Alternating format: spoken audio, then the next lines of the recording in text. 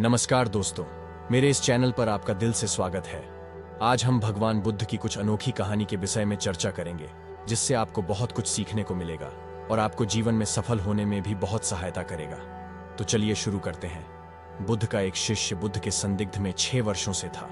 वो एक दिन महात्मा बुद्ध के पास आया और बुद्ध से कहा, हे बुद्ध, मुझे आपके पास है 6 साल हो गए, मेरे बाद कितने शिष्य आए, उन्हें आपने इस बीच किसी एक दिशा में ज्ञान देने के लिए भेजा, लेकिन मुझे अभी तक नहीं भेजा।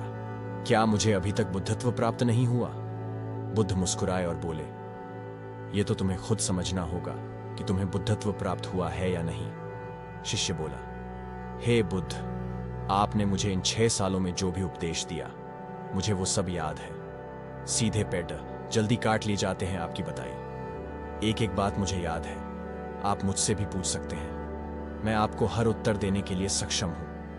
आप मुझे एक मौका तो दे, ताकि मैं किसी भी दिशा में जाकर लोगों को आपके ज्ञान के बारे में भी बता सकूं। बुद्ध ने कहा, ज्ञान की बातों को याद रखने से कुछ नहीं होता, जब तक आप उसे अपने आचरण में न लाओ। जब तक आप किसी भी चीज को अपने आचरण में नहीं लाओगे, तब तक आप दूसरों को नहीं कह सकते कि वो उसे अपने आचरण में लेकर आए। शिष्य ने कहा, जो भी हो, कृपया आप मुझे एक मौका दें। आप मुझ पर भरोसा रखिए।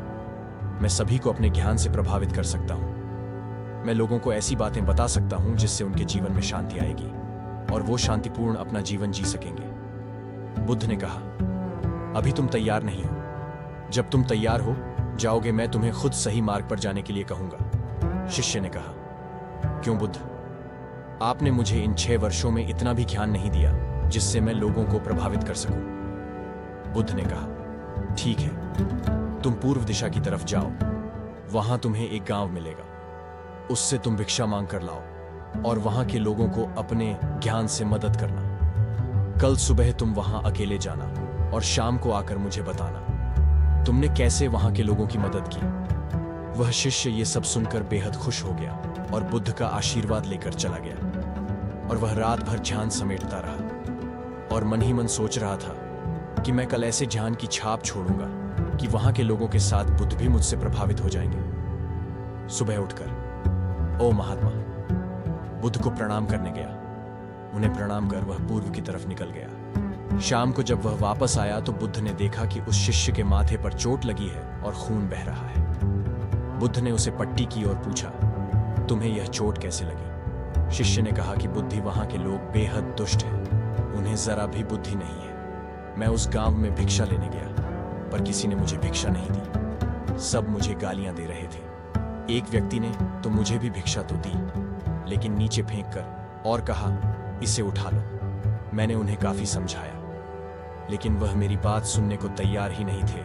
उल्टा उन्होंने मेरे साथ हाथापाई की, जिससे मुझे चोट लग गई। हे बुद्ध, आप मुझे दूसरी जगह भेजें जहां के लोगों में बुद्धि हो, इस तरह ना हो। बुद्ध उसकी बात से सुनकर मुस्कुराए और बोले कि अगर तुम्हें दूसरे गांव में भी ऐसे ही लोग मिले, तब तुम क्या करोगे?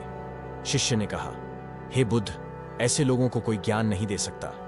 वह लोग अज्ञानी हैं, उन्हें कौन समझाए? बुद्ध ने कहा, वह लोग अज्ञानी नहीं बल्कि ज्ञानी हैं। उनके पास बहुत बुद्धि है, परंतु उनके पास खुद का ज्ञान है।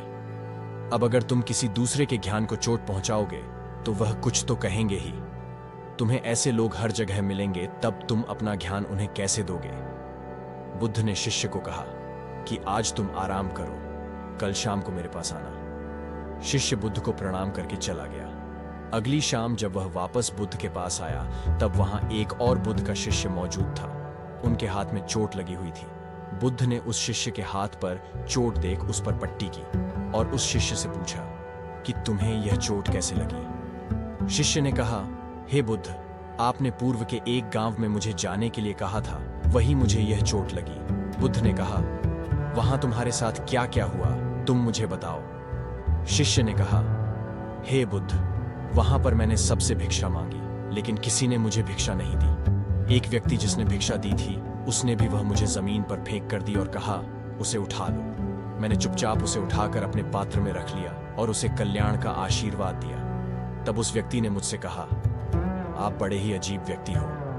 मैं आपका अपमान कर रहा हूं और आप मुझे आशीर्वाद दे रहे हैं। मैंने उनसे कहा कि आप धनी हैं, आपने मुझे दान दिया है, इसलिए मैं आपको आशीर्वाद दे रहा हूं। फिर वहां से मैं आगे गया